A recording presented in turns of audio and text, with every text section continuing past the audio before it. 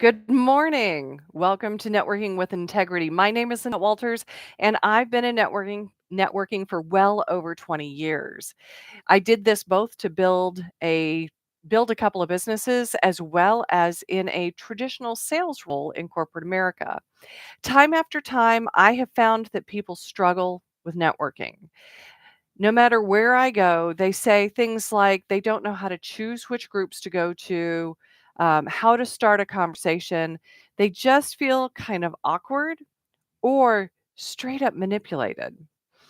When we look at networking, there's a purpose to it. And a lot of times it takes a little doing to understand what the rules are and especially establishing the rules for yourself.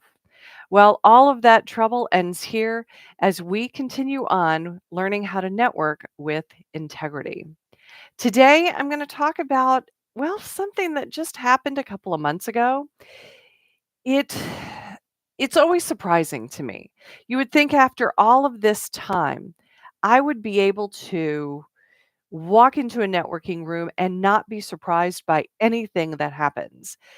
I've done it for, as I said, I've done this for years. But a couple of months ago, I walked into a relatively new networking arena for me. And what went down was like, oh my gosh, did that just happen? So let me tell you, I had been there for about, 15 or 20 minutes. I had had little conversations here and there, and I was there with a colleague. Well, we were standing around, and my colleague and I were getting ready to watch a presentation. It hadn't started yet, and so this was one of those networking organizations where nobody sat down. We weren't getting to tables to eat or things like that. We were just standing around, and the purpose was to meet other people. That was the stated organizational purpose. And so nearby, there was this woman with this beautiful fashion accessory. And so I thought, well, that's obviously an unusual fashion accessory. Um, I'll go up and talk to her. It must be an opening. She was standing all by herself. I walked up, I went and I complimented the fashion accessory and proceeded to try and spark up a conversation. She didn't exactly look at me like, get away from me, but it wasn't welcoming either. So I thought, well, maybe she's just shy. She is standing here by herself. But then another two attempts in, she literally turned her back on me. Turned her back on me. What do you do with that?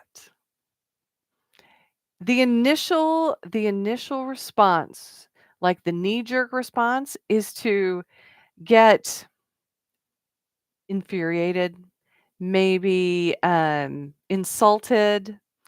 It's one of those things that is so unexpected, especially in a networking arena, that any of those responses are perfectly normal. And for me, it was what I said before. I can't believe this just happened.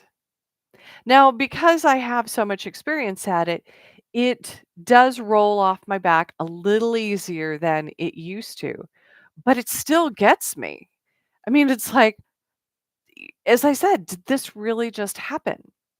That knee jerk reaction that comes up, anytime that happens to you, I want you to just to step back and go, yep, this is perfectly normal. But then we're going to step back one more time and just understand what's going on. A lot of times people assign a story to the person who has just acted like this. Perhaps, oh my gosh, she's so snobby.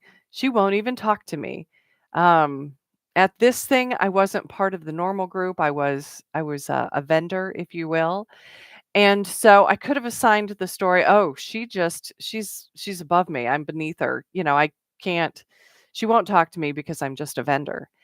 It also I could have assigned a story like, "Oh, maybe she's having a bad day or something's just happened and she wants to be left alone." I could also assign a story that, maybe she's just straight up not feeling good. Now, I want you to take a look at those three stories and evaluate how you would feel if you really knew. If you really thought that she was being snobby and standoffish, well, that's an excellent opportunity to go gossip to your coworker, going, "Oh my gosh, I can't believe this just happened. Can you believe it? At least we'll know what to expect the next time we see her." Da da da da da da. But what if it is that she got some really bad news? She's feeling terrible, but for some reason she felt required to be there. How does that reframe it?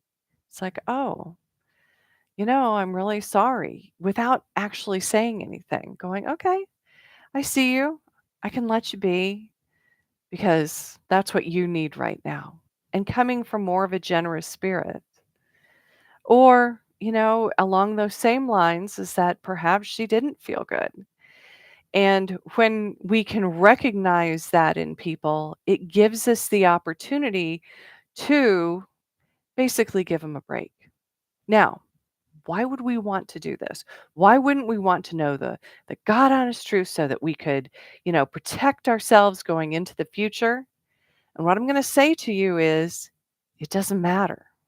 It doesn't matter what the story is because the bottom line is she's not your people. She wasn't my people. I know how to talk to people. I know how to give a sincere compliment without, like we were talking yesterday, being creepy. I know how to do this, but it doesn't work for everybody. And so that brief interaction helped me understand that at least in that moment, she's not my people. I don't need to hold it against her. I don't need to gossip. I don't need to do anything because all of that is a distraction. It all ends up being a distraction to what I'm there to do. Because if you get offended in the middle of that, and your brain kind of, short circuits into how rude, how could this happen, that sort of thing, it distracts you completely from what you're there to do, which is to meet people, tell them who you are, and get to know them. We don't need to be distracted. There's enough up here in our own heads that is distracting. Just to be there, be effective, and to not put up walls. It takes effort. The last thing we need to do is to add on to that. So when you perceive somebody as being rude or standoffish, or they, in my case, literally turning their back on you, go, good to know. Got it. You might have another opportunity later on, and at that point, I encourage you to give them the benefit of the doubt. But as of right that moment, I knew that to spend any more energy on trying to engage would be fruitless.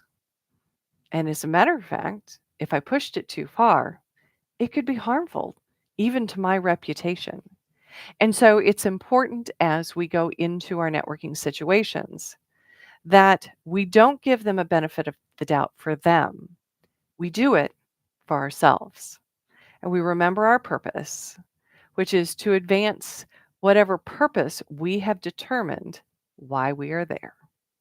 So I hope that that is helpful today. If you are having issues with walking into networking meetings and not knowing what to say, how to start up a conversation, I encourage you to email me at contact@thenwi.com and request the 3 best networking questions. I'm going to send it out to you along with a video that helps you personalize them.